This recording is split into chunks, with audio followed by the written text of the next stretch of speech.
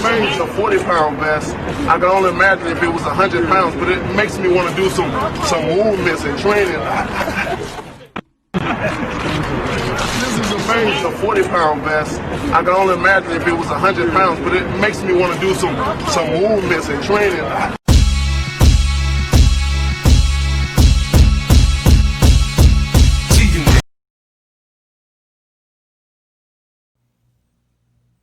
Bob Arum, all right?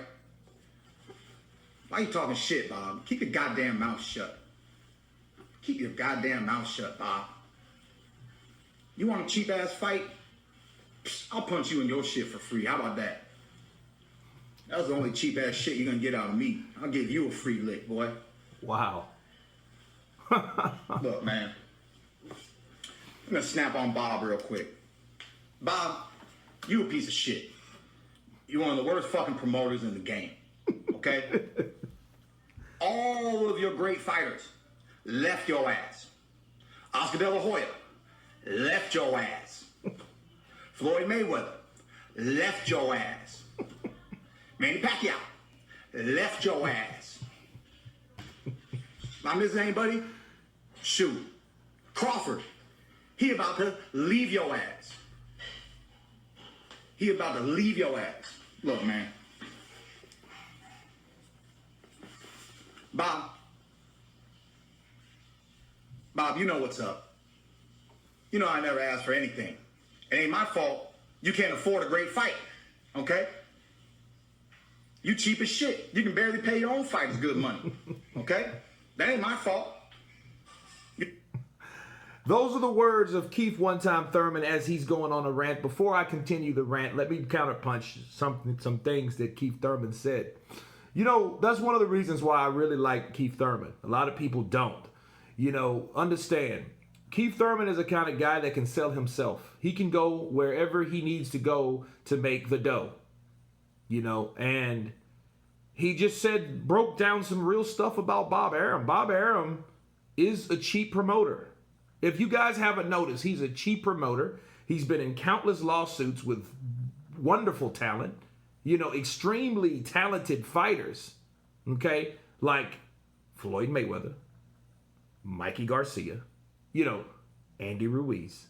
He's been in, like, disputes with these guys. Manny Pacquiao. Why do you think Manny ultimately left Bob Arum? And that's another thing that I have to co-sign with Keith Thurman. Everybody that was all the greats have left him at some point or another. Okay, and the thing is, you offer someone $1 million, it's just you're showing them, hey, you know, you're showing them, first of all, why they shouldn't ever sign with you or even deal with you. Because the person that they're already with is paying them that money plus some. That's Al Heyman. You think, whenever you heard Al Heyman, okay, we talk about Eddie and how Eddie doesn't ever really have a problem or an issue with paying his fighters. Whenever you heard Al Heyman not wanting to pay his damn fighters? Have you ever heard of Al Heyman not wanting to pay his fighters? It's just a question. You have never heard Al Heyman problems with money.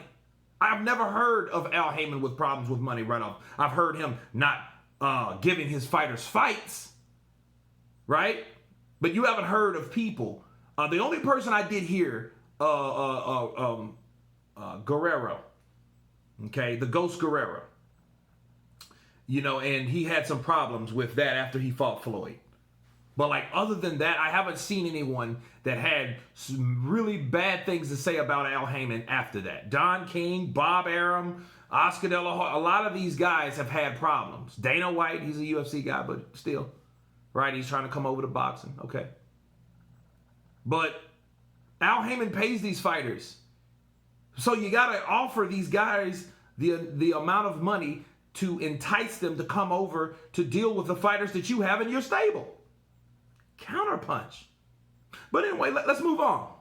ESPN backing you.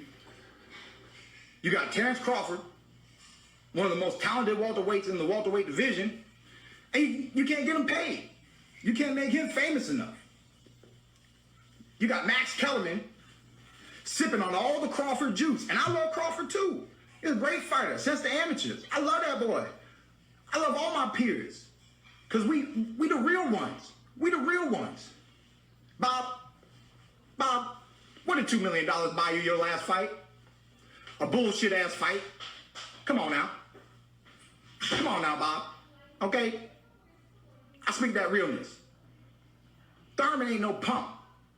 All right? You don't knock me in the ropes, watch me curl up like a dog, fight's over. When does Thurman ever fight over? All right? Now, I will say, when have you seen him getting hit and curl up? We've seen that a couple times. We've seen him get hit. Collazo, Sean Porter, Manny Pacquiao. But he is right. He is right. He never stopped the fight. When Manny Pacquiao hit him, when he threw that fake jab and went to the body, boom, hit him right to the liver, he went like he was going down.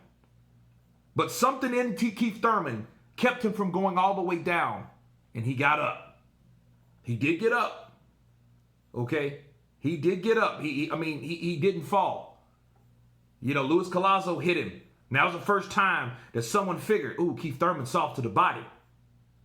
Collazo hurt him bad. He didn't give up. It was no fight over. Sean Porter, same thing. Hit him to the body. He curled up. Right? So, but it wasn't no cheat. He won all three of those fights. Well, he lost the Manny Pacquiao fight, split decision loss. But he did not give up. Game over. Fight over. So the fight stayed on. So yeah, KeithThurman ain't no punk. He might get hurt. He might curl up like he said he doesn't do. But of course, he was talking about quitting. He should have just said, hey, I never quit. Ain't no quit in me. I've been hurt, but ain't no quit in me. Because he's been hurt and ain't no quit in him. I ain't never seen him quit. He's not a quitter and he's not a punk. You know, so I will say that. But curl up, yes, he's been curled up. Punches to the body makes KeithThurman curl. But anyway, let's continue. Knockdown, body shot. Fought with injuries, hurt hands, hurt elbows. Me and Sean Porter were Showtime's Fight of the Year. Me and Danny Garcia was a great fight. I fought him with bone spurs. Me and Pacquiao was a very exciting fight. I fought him almost one-handed. Okay?